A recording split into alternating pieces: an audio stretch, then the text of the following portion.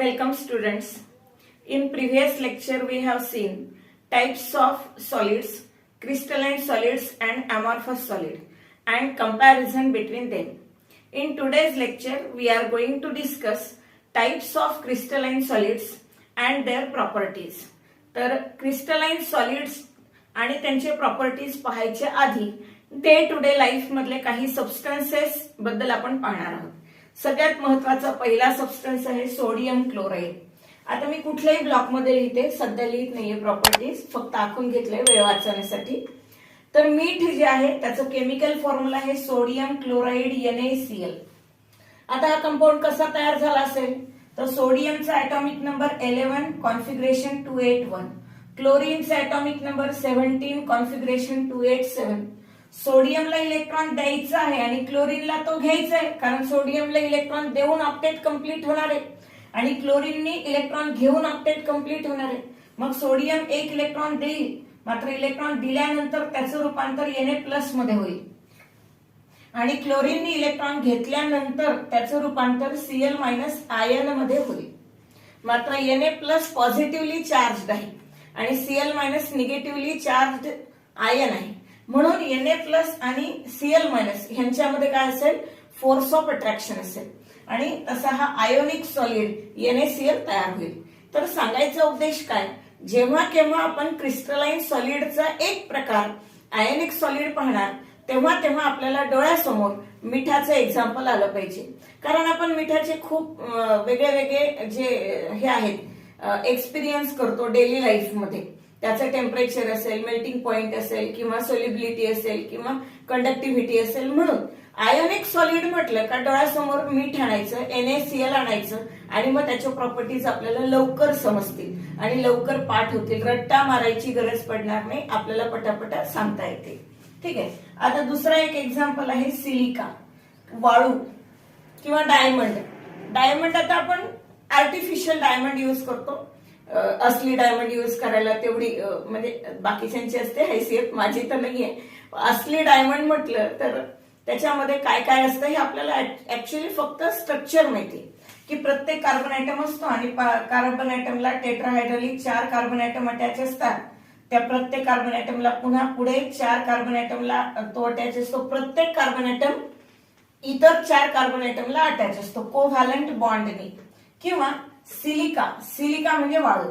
जर आपल्याला covalent कंपाऊंडच्या properties पाहायच्या असतील तर आपण वाळू डोळ्यासमोर आणायची, मग आपल्याला समजते, लवकर कळतं. ठीक आहे. पुढे आहे मॉलिक्युलर सॉलिड्स. मॉलिक्युलर सॉलिड मध्ये आईस, वॉटरचं सॉलिड फिजिकल स्टेट मधलं सबस्टन्स. कारण लिक्विड मध्ये तर आपण प्रॉपर्टी पाहत नाही, आपण क्रिस्टलाइन सॉलिडच्या प्रॉपर्टी पाहतोय, म्हणून आपल्याला H2O लिक्विड स्टेट मध्ये नाही, सॉलिड स्टेट मध्ये ज्याला आपण आईस म्हणतो तर त्याच्या प्रॉपर्टी पाहिजे. तर आईस आपण खूप वेळा अनुभवलेलं असतं, पाहिलेलं असतं, त्याची प्रॉपर्टी अनुभवलेल्या असतात, म्हणून आईस.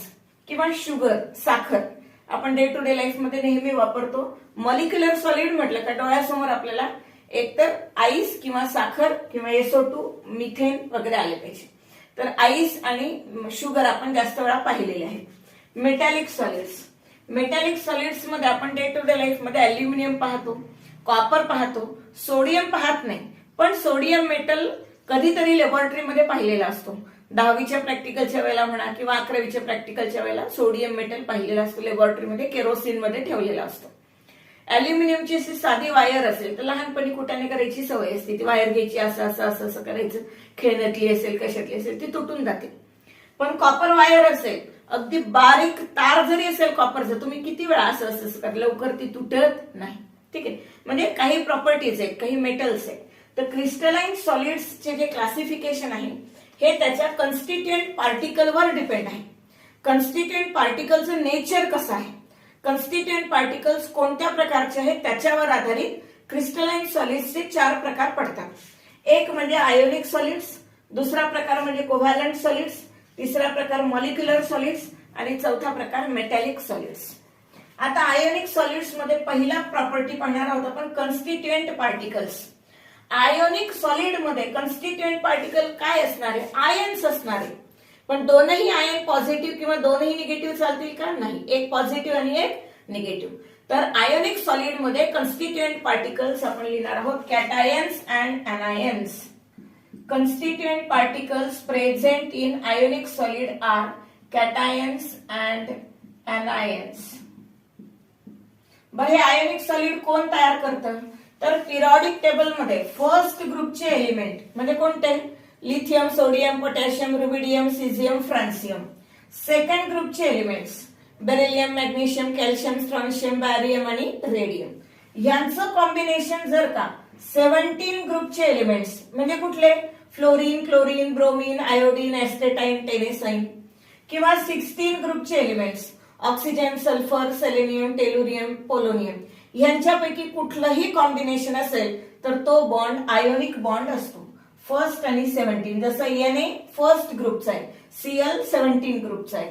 किंवा MgO magnesium oxide, magnesium second ग्रुपचा आहे, ऑक्सिजन 16 ग्रुपचा आहे. किंवा Na2S, Na याचा आहे, सल्फर 16 ग्रुपचा आहे. तर किंवा MgCl2, Mg सेकंड ग्रुपचा आहे, क्लोरीन 17 ग्रुपचा आहे. तर ह्यांच्यामध्ये कुठलंही कॉम्बिनेशन फर्स्ट किंवा सेकंड ग्रुपचा एक एलिमेंट आणि 16 किंवा 17 ग्रुप मधला दुसरा एलिमेंट यांचं कॉम्बिनेशन जे असेल त्याच्यातून आयोनिक सॉलिड्स तयार होते. आयोनिक सॉलिड ओळखण्याची सोपी मेथड फर्स्ट सेकंड ग्रुपचा कॅटायन आणि 16 17 ग्रुपचा ऍनायन. तर आयोनिक सॉलिड मध्ये कन्स्टिट्युएंट पार्टिकल्स असतील ions, specially cations and anions. Covalent solids, आताच आपण एक एक्झाम्पल पाहिलं होतं की डायमंड मध्ये प्रत्येक कार्बन ऍटम असतो आणि एक कार्बन ऍटम इतर 4 कार्बन ऍटमला कोव्हॅलंट बॉन्डनी बॉन्डेड असतो. आणि या कार्बन ऍटमला पण एक बॉन्ड कार्बनचा आहे, आणखी इतर 3 कार्बन ऍटम जोडायचे. सो प्रत्येक कार्बन ऍटमला 4 कोव्हॅलंट बॉन्ड असतात. मग कोव्हॅलंट सॉलिड मध्ये जे कन्स्टिट्युएंट पार्टिकल्स आहेत, हे जे पार्टिकल्स आहे हे कार्बनचे काय आहेत? ऍटम्स आहेत. कार्बनचे ऍटम्स आहेत. आणि समजा ऍक्च्युली सिलिकॉन म्हणायला पाहिजे, हे सिलिका नाहीये. सिलिका म्हटलं तर ते SiO2 होईल आणि तो मॉलिक्युलर सॉलिड मध्ये जाईल. तर हे सिलिकॉन. सिलिकॉन मध्ये प्रत्येक सिलिकॉन ऍटम जो असतो तो इतर 4 सिलिकॉन ऍटमला अटॅच असतो. मग हे जे स्ट्रक्चर आहे हे स्ट्रक्चर पण डायमंड टाईपच असतं, फक्त ते एवढं म्हणजे स्फटिकमय नसतं, म्हणजे चकाकी आणणारं नसतं. तर याच्यामध्ये कन्स्टिट्युएंट पार्टिकल्स जे आहेत ते आहेत सिलिकॉन पार्टिकल्स, सिलिकॉन ऍटम्स. तर कोव्हॅलंट सॉलिड्स मध्ये जे कन्स्टिट्युएंट पार्टिकल्स असतात ते कन्स्टिट्युएंट पार्टिकल्स असतात atoms. In case of molecular solids, जसं आपण म्हटलं आईस म्हणजे बर्फ. बर्फाचा अगदी शेवटचा तुकडा जर आपण घेतला तर त्याच्यामध्ये काय असतं? H2O. मग खूप दुसरा मॉलिक्युल H2O, तिसरा मॉलिक्युल H2O, चौथा मॉलिक्युल H2O, असं खूप सारे H2O मॉलिक्युल्स एकत्र येऊन आपल्याला आईस मिळतं, आईसचं स्ट्रक्चर मिळतं. तसे नाव पाहूनही कुणाच्याही लक्षात येईल की मॉलिक्युलर सॉलिड मध्ये कन्स्टिट्युएंट पार्टिकल्स काय असतील? मॉलिक्युल्स असतील. हा, इनर्ट गॅसेस असतील तर त्या ठिकाणी जो ऍटम आहे त्यालाच आपण मॉलिक्युल म्हणतो. मग एखाद्या मॉलिक्युल मध्ये एकच ऍटम असू शकतो जसे इनर्ट गॅसेस आहेत, आणि बाकी जे कंपाऊंड्स असतील तर त्यांच्या मॉलिक्युल मध्ये वेगळ्या वेगळ्या एलिमेंटचं कॉम्बिनेशन असू शकेल. किंवा फक्त एलिमेंटच कॉम्बिनेशन असलं तर जसं P4 आहे, सगळे ऍटम सारखे असतील किंवा सगळे ऍटम वेगळे वेगळे असतील. Homo atomic molecules, hetero atomic molecules. जसं P4 आहे तर सगळेच ऍटम्स एकसारखे आहेत, त्याला आपण होमो ऍटॉमिक मॉलिक्युल म्हणतो. P4, S8 किंवा H2, O2, O3 हे होमो ऍटॉमिक मॉलिक्युल्स. मग CO2 हा पण मॉलिक्युल आहे, मॉलिक्युलर सॉलिड. जर कार्बन डायऑक्साइडला आपण सॉलिडिफाय केलं, तो गॅस असतो, सॉलिडिफाय करायला म्हणजे एवढं सोपं नसतं, पण जर सॉलिडिफाय केलं तर तो मॉलिक्युलर सॉलिड मध्येच येईल. त्याला आपण ड्राय आईस म्हणतो. आईस सारखं स्ट्रक्चर त्याला डेव्हलप होतं म्हणून मग तो ड्राय आईस. मग CO2 हा हेटेरो ऍटॉमिक मॉलिक्युल आहे. किंवा copper sulphate hetero atomic molecule आहे. ज्या मॉलिक्युलमध्ये 2 किंवा त्यापेक्षा जास्त प्रकारचे एलिमेंटचं कॉम्बिनेशन, एलिमेंटच्या ऍटमचं कॉम्बिनेशन असतं त्याला आपण हेटेरो ऍटॉमिक मॉलिक्युल्स म्हणतो. आणि ज्याच्यामध्ये सगळे ऍटम सारखेच असतात त्याला आपण होमो ऍटॉमिक मॉलिक्युल्स म्हणतो. आणि निऑन, अर्गॉन, क्रिप्टॉन, झेनॉन वगैरे जर असतील तर ते एकटेच असतात, त्यांचा ऍटम म्हणणं काय, मॉलिक्युल म्हणणं काय एकच असतं. तर मॉलिक्युलर सॉलिड्स मध्ये कन्स्टिट्युएंट पार्टिकल जे असतात एकतर ते ऍटम्स, मोनो ऍटॉमिक मॉलिक्युल्स मध्ये मोनो ऍटम्स, आणि किंवा मग मल्टी ॲटॉमिक मॉलिक्युल्स मध्ये मॉलिक्युल्स असतील. तर मॉलिक्युलर सॉलिडचे कन्स्टिट्युएंट पार्टिकल्स आर मोनो ॲटॉमिक और पॉलीएटॉमिक मॉलिक्युल्स. मोनोएटॉमिक और पॉलीएटॉमिक मॉलिक्युल्स. मेटॅलिक सॉलिड्स हे थोडंसं लक्षात घेण्यासारखं आहे. मेटॅलिक सॉलिडचे कन्स्टिट्युएंट पार्टिकल्स काय असतील. तर मेटॅलिक सॉलिड मध्ये एक आपण कन्सिडर करूया ॲल्युमिनियम. ॲल्युमिनियमचा ॲटॉमिक नंबर असतो 13. कॉन्फिगरेशन आहे 283. ॲल्युमिनियमच्या न्यूक्लियस मध्ये 13 प्रोटॉन, बाकीचे 14 न्यूट्रॉन.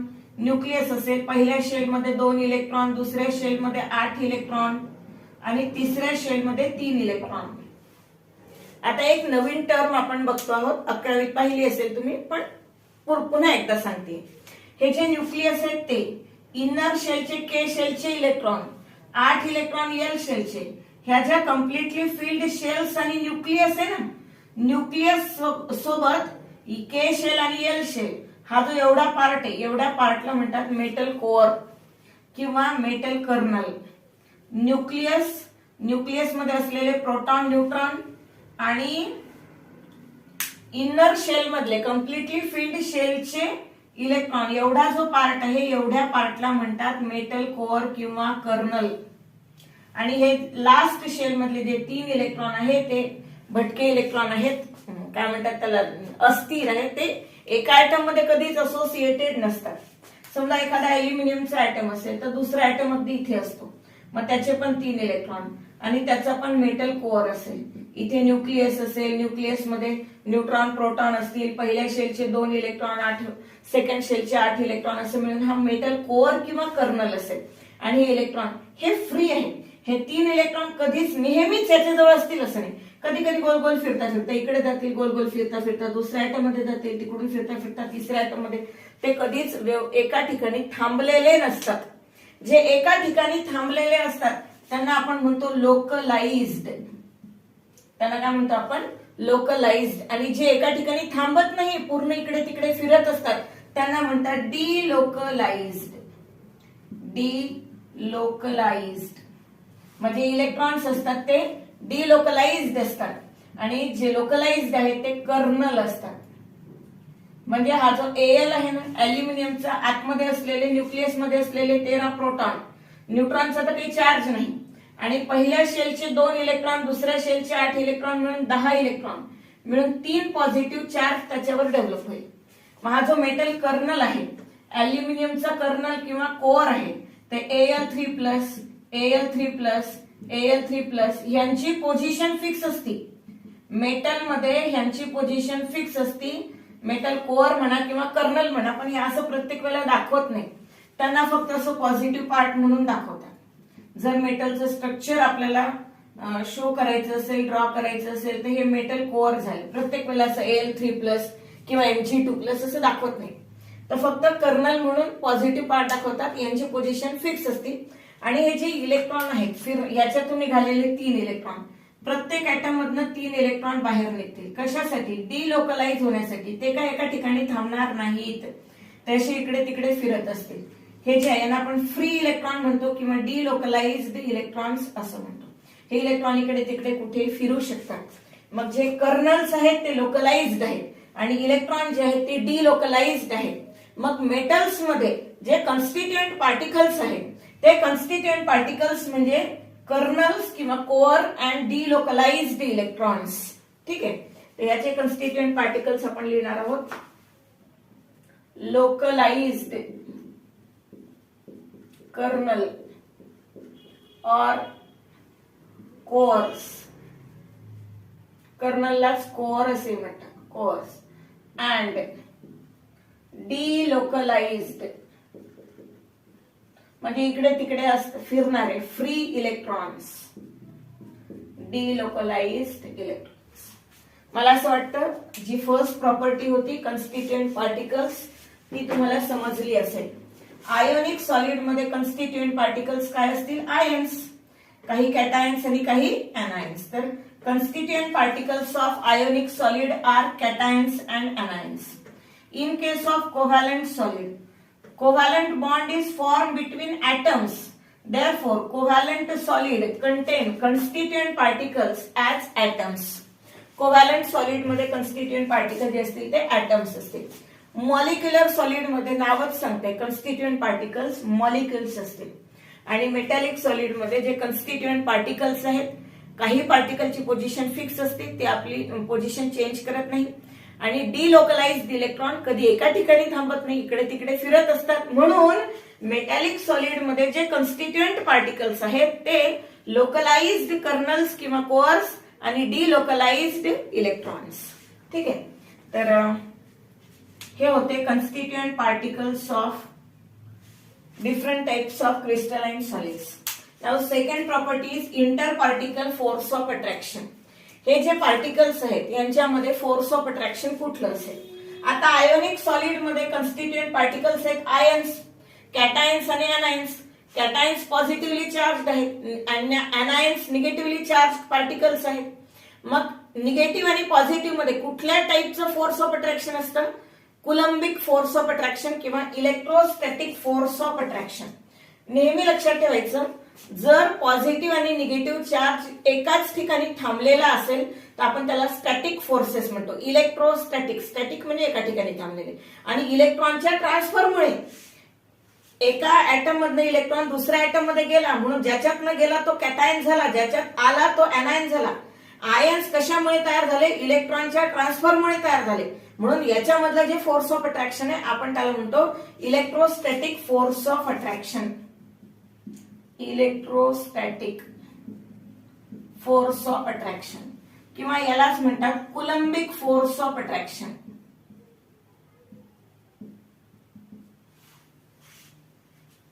कुलंबिक force of attraction. दुसरे कोव्हॅलंट सॉलिड. कोव्हॅलंट सॉलिड मध्ये दोन ऍटम एकत्र का राहतात, कारण इलेक्ट्रॉन शेअर केल्यामुळे त्यांचं ऑक्टेट कम्प्लीट राहतं. जर का बॉन्ड तुटला तर ऑक्टेट डिस्टर्ब होईल. मग ऑक्टेट कम्प्लीट करण्यासाठी ते इलेक्ट्रॉनची शेअरिंग करतात आणि शेअरिंग केल्यामुळे जो बॉन्ड तयार होतो, बॉन्ड म्हणजे फोर्स ऑफ अट्रॅक्शन, तर तो बॉन्ड कुठला असतो, कोव्हॅलंट बॉन्ड. तर in case of covalent solids constituent atoms are joined together with the help of covalent bond. They remain together due to covalent force of attraction which is known as covalent bond. इथे electrostatic bond किंवा कुलंबिक bond असे म्हटलं जातं. Molecular solids. इथे आता थोडंसं बघायला लागेल आपल्याला. Molecular solid it is type of crystalline solid. Crystalline solids हे प्युअर सबस्टन्सेस आहेत. प्युअर सबस्टन्सेस म्हणजे सगळे पार्टिकल सारखेच असतील, वेगळे वेगळे नसतील. मग दोन मॉलिक्युल मध्ये कुठलं फोर्स ऑफ अट्रॅक्शन असू शकतं. आता बघा, एक शुगर मिथेन मॉलिक्युल आहे, शुगर नंतर बघूया. मिथेन आणि दुसरा मिथेन हा कसा आहे, नॉन पोलार आहे आणि हा पण कसा आहे, नॉन पोलार आहे. रिझल्टंट डायपोल मोमेंट 0 आहे. मग हा नॉन पोलार आणि हा पण non polar. Non polar molecule मध्ये पहा, दोन मॉलिक्युल सारखेच म्हणजे एक मिथेन तर दुसरा पण मिथेन, एक वॉटर तर दुसरा पण वॉटर, एक शुगरचा मॉलिक्युल तर दुसरा पण शुगरचाच मॉलिक्युल. म्हणजे सारखे जे मॉलिक्युल आहेत त्यांच्यामध्ये कुठल्या टाईपचं फोर्स ऑफ अट्रॅक्शन असेल. आपण 11th मध्ये स्टेट्स ऑफ मॅटर म्हणा किंवा गॅसियस स्टेट म्हणा, त्यामध्ये inter particle forces of attraction 5 प्रकारचे पाहिले. एक म्हणजे डायपोल इंटरॅक्शन. दुसरं पाहिलं होतं आयन डायपोल इंटरॅक्शन. तिसरं पाहिलं होतं डायपोल इंड्यूस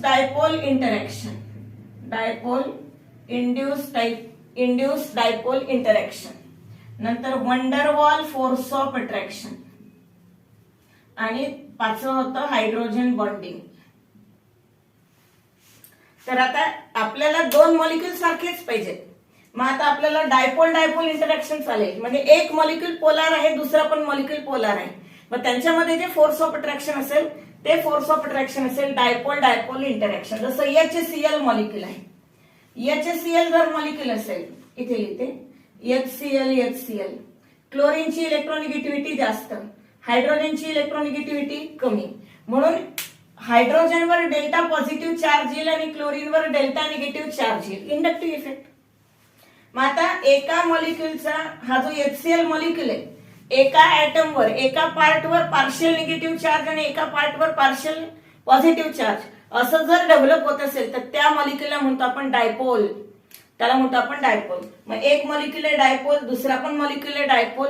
एका मॉलिक्यूल मधला पार्शियल निगेटिव्ह पार्ट दुसऱ्याच्या पार्शियल पॉझिटिव्हला फोर्स ऑफ अट्रॅक्शन एक्झर्ट करतो, मग त्याला म्हणतात डायपोल. आणि डायपोल त्याच्यामधलं force of attraction dipole dipole interaction. मग पहिल्या टाईपचा फोर्स ऑफ अट्रॅक्शन असेल dipole dipole interaction, dipole dipole force of attraction. एक मॉलिक्यूल पोलर आहे, दुसराही मॉलिक्यूल पोलर असेल तर डायपोल डायपोल इंटरॅक्शन. दुसरा आहे आयन डायपोल इंटरॅक्शन. हे असू शकत नाही. का नसेल? कारण एक आयन पाहिजे आणि एक डायपोल पाहिजे. आपल्याला तर दोन्ही मॉलिक्यूल सारखेच पाहिजे, असं चालत नाही. मग आयन डायपोल इंटरॅक्शन इथे पॉसिबल नाही. डायपोल इंड्यूस डायपोल, पुन्हा एकदा एक मॉलिक्यूल पोलार झाला आणि इंड्यूस डायपोल म्हणजे नॉन पोलार झाला. मग दोन्ही असे सारखेच पाहिजे, असले तर दोन्ही पोलार किंवा नसले तर दोन्ही नॉन पोलार. मग एक पोलार आणि एक नॉन पोलार चालत नाही. हा पण फोर्स ऑफ अट्रॅक्शन पॉसिबल नाही. डायपोल इंड्यूस डायपोल टाइपचे इंटरॅक्शन मॉलिक्युलर क्रिस्टलाइन सॉलिड मध्ये पॉसिबल नाही. Van der Waals force of attraction possible आहे. एक मॉलिक्यूल नॉन पोलार आहे, दुसरा पण नॉन पोलार आहे.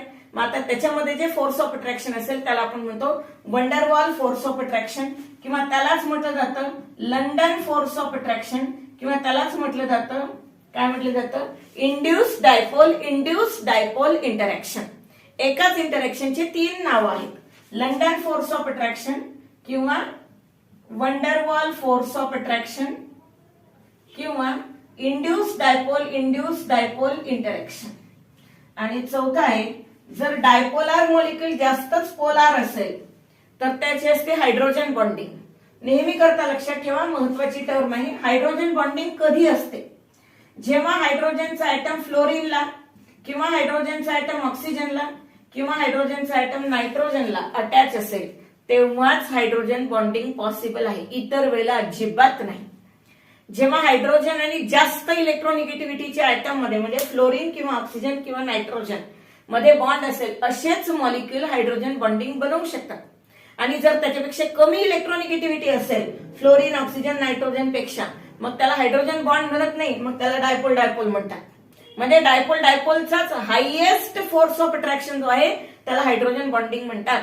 मग मॉलिक्युल्स मध्ये मॉलिक्युलर सॉलिड मध्ये inter particle force of attraction dipole dipole असू शकतं, लंडन फोर्स ऑफ अट्रॅक्शन असू शकतं किंवा हायड्रोजन बॉन्डिंग असू शकतं. हे इंटर पार्टिकल दोन मॉलिक्यूल मध्ये जे फोर्स ऑफ अट्रॅक्शन आहे ते. दोन मॉलिक्यूल मध्ये डायपोल डायपोल इंटरॅक्शन किंवा दोन मॉलिक्यूल मध्ये लंडन फोर्स ऑफ अट्रॅक्शन किंवा दोन मॉलिक्यूल मध्ये hydrogen bonding force of attraction. Example पाहूया. डायपोल डायपोलचं एक्झाम्पल तर तुम्हाला सांगितलं HCl. समजा हायड्रोजन क्लोराईडला तुम्ही सॉलिडिफाय केलं तर HCl आणि HCl हा एक डायपोल आहे, हा एक डायपोल आहे, हा डेल्टा निगेटिव्ह, हा डेल्टा पॉझिटिव्ह, याचा हा पार्ट डेल्टा निगेटिव्ह, हायड्रोजन वाला पार्ट डेल्टा पॉझिटिव्ह. मग हा एक डायपोल आहे आणि हा एक डायपोल आहे. म्हणजे HCl मॉलिक्युलला जर तुम्ही सॉलिडिफाय केलं, मॉलिक्युल म्हणता येणार नाही, सबस्टन्सला, HCl सबस्टन्सला हायड्रोजन क्लोराईडला जर तुम्ही सॉलिडिफाय केलं तर त्याच्यात जे inter particle force of attraction असेल ते डायपोल डायपोल इंटरॅक्शन असेल. आता समजा मिथेन आहे, मिथेन किंवा कार्बन डायऑक्साईडला जर तुम्ही सॉलिडिफाय केलं, ड्राय आईस बनवलं तर हा नॉन पोलार आहे, हा पण नॉन पोलार आहे. मग नॉन पोलार मध्ये जे फोर्स ऑफ अट्रॅक्शन असेल ते असेल वंडरवॉल फोर्स ऑफ अट्रॅक्शन, ते असेल वंडरवॉल फोर्स ऑफ अट्रॅक्शन. आणि आईस मध्ये जे आपण म्हणतो की H2O मध्ये हायड्रोजनचा बॉन्ड ऑक्सिजनला अटॅच आहे, म्हणून एका वॉटर मॉलिक्युलचा डेल्टा निगेटिव्ह दुसऱ्या वॉटर मॉलिक्युलच्या डेल्टा पॉझिटिव्हला अट्रॅक्ट करेल. मग एका वॉटर मॉलिक्युलचं दुसऱ्या वॉटर मॉलिक्युलचे फोर्स ऑफ अट्रॅक्शन आहे, या फोर्स ऑफ अट्रॅक्शनला आपण म्हणणार हायड्रोजन बॉन्डिंग. तर मॉलिक्युलर क्रिस्टलाइन सॉलिड मध्ये सगळ्याच मॉलिक्युल्स मध्ये एकाच प्रकारचं फोर्स ऑफ अट्रॅक्शन नसतं. कधी ते तीन पैकी एक कुठल्या तरी प्रकारचं असतं. कधी ते डायपोल डायपोल असू शकतं, कधी ते लंडन फोर्स ऑफ अट्रॅक्शन असू शकतं किंवा ते हायड्रोजन बॉन्डिंग असू शकतं. ठीक आहे. तर inter particle force of attraction in ionic solid is ionic bond किंवा इलेक्ट्रोस्टॅटिक बॉन्ड किंवा त्यालाच म्हणतो आपण coulombic force of attraction. In case of covalent solid interparticle force of attraction is covalent bond. And in case of molecular solid, the two molecules may have dipole-dipole interaction or London force of attraction or hydrogen bonding. In case of metallic solids, आता आपण metallic सॉलिडचं structure पाहिलं होतं अल्युमिनियमचं. इथे Al3+ म्हणजे त्याला आपण असं represent न करता असं रिप्रेझेंट करतो. मग एक Al3+, दुसरा Al3+, तिसरा Al3+, यांची पोझिशन कशी असेल? फिक्स. आणि इलेक्ट्रॉन पळता इकडून तिकडे, प्रत्येक ऍटम मधनं 3-3 इलेक्ट्रॉन निघाले. मग हा इलेक्ट्रॉन असं पळत पळत ह्याच्या जवळ आला की ह्याच्यामध्ये काय असेल? एक पॉझिटिव्ह आणि एक निगेटिव्ह आहे. यांच्यामध्ये काय असेल? फोर्स ऑफ अट्रॅक्शन असेल.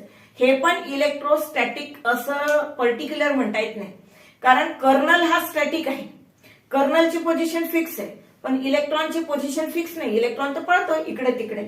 मग त्याला इलेक्ट्रोस्टॅटिक असं न म्हणतात, त्याला जो फोर्स ऑफ अट्रॅक्शन आहे कुलंबिक फोर्स ऑफ अट्रॅक्शन आहे, पण त्याला आपण मेटॅलिक बॉन्ड असं म्हणतो.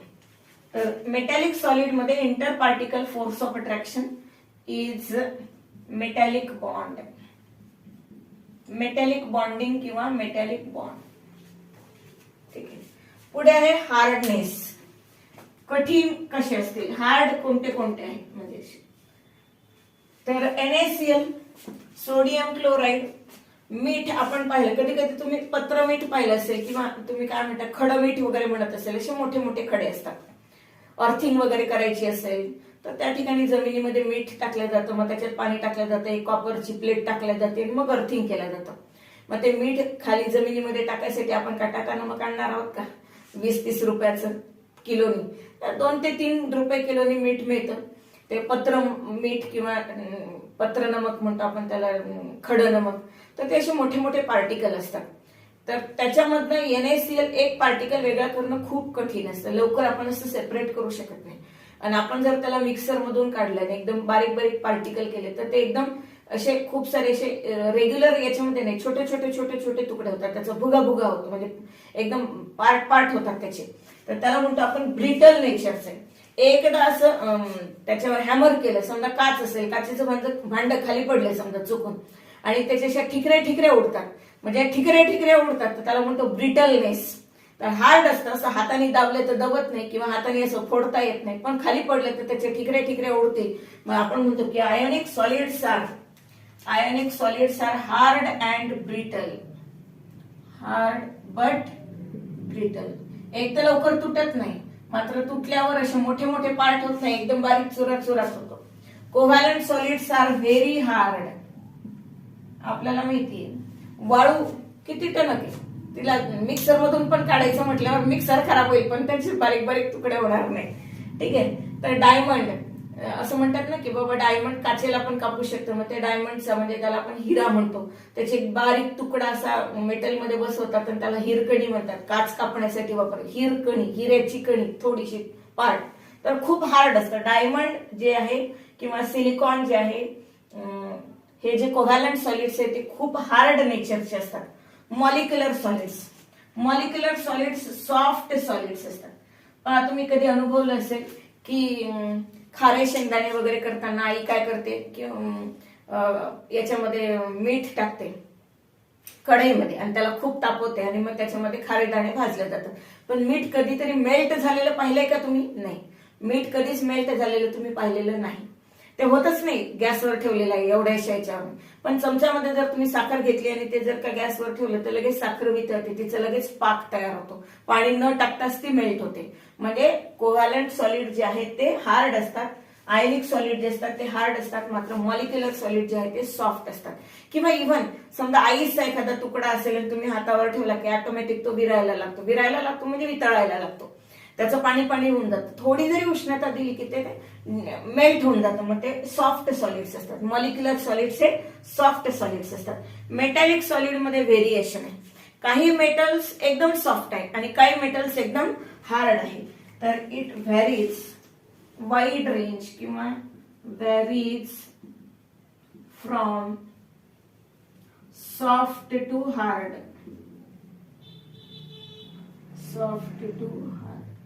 सोडियम मेटल आहे. सोडियम मेटल एकदम सॉफ्ट मेटल आहे.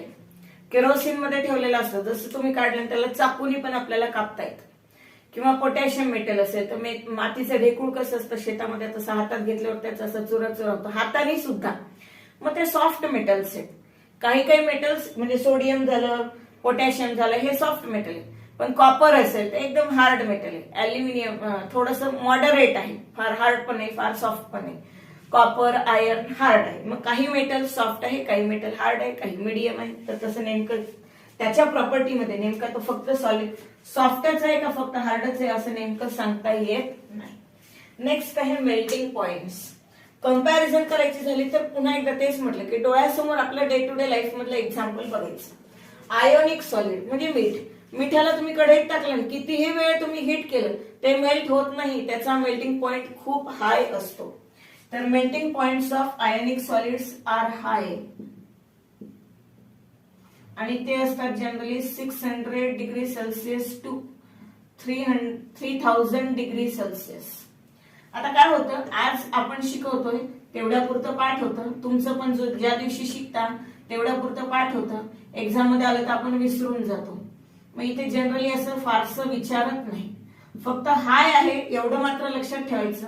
नंबर लक्षात राहिले तर ठीक आहे, नाही राहिले तर शेवटी करायचे. ज्या दिवशी MST CET ची एक्झाम असेल, CET ची एक्झाम असेल, JEE ची एक्झाम असेल, त्यावेळेला मग ते आपण पाठ करायला बसतो, त्यावेळेला काही होत नाही. ठीक आहे, पॉसिबल असेल तर करा, नाही तर राहू द्या.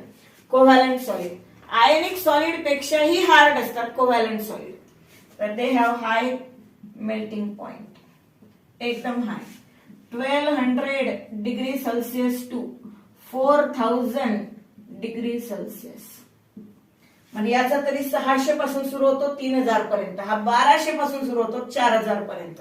म्हणजे यांचे पण मेल्टिंग पॉइंट हायच असतात. Molecular solids.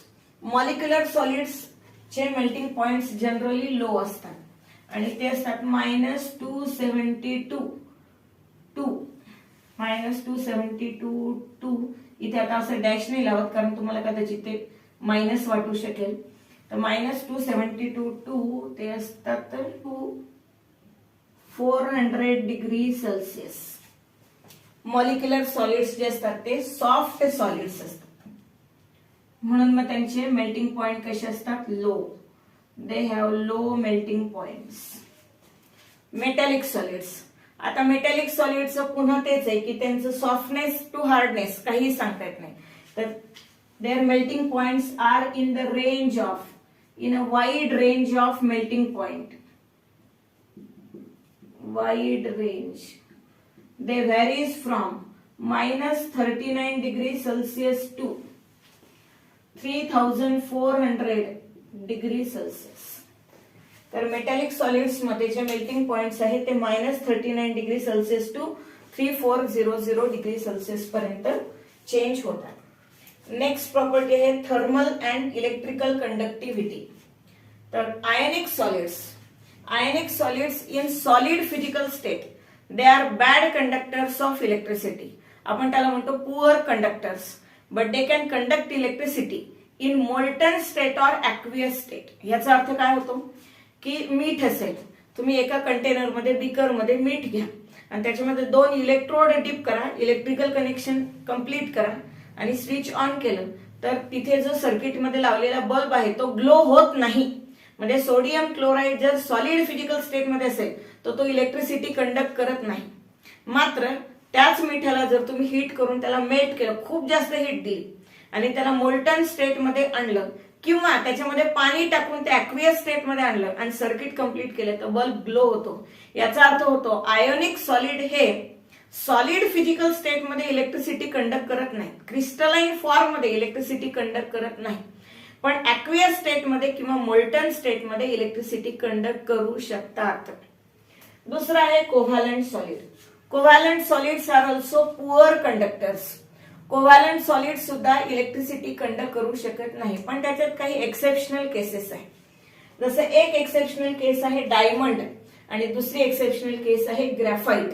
डायमंड जरी कोव्हॅलंट सॉलिड असला, बाकी सगळे कोव्हॅलंट सॉलिड पुअर कंडक्टर असले तरी डायमंड हा गुड कंडक्टर ऑफ हीट आहे, तो हीट कंडक्ट करू शकतो, इलेक्ट्रिसिटी नाही.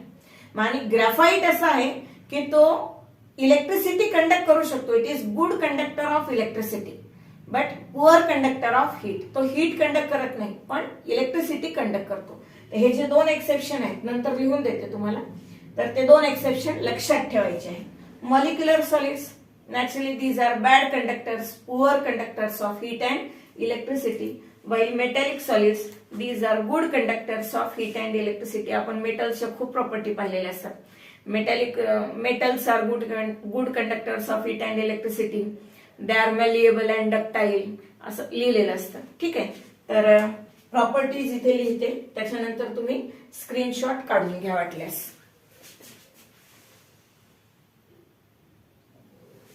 वाटल्यास स्क्रीनशॉट काढून घ्या.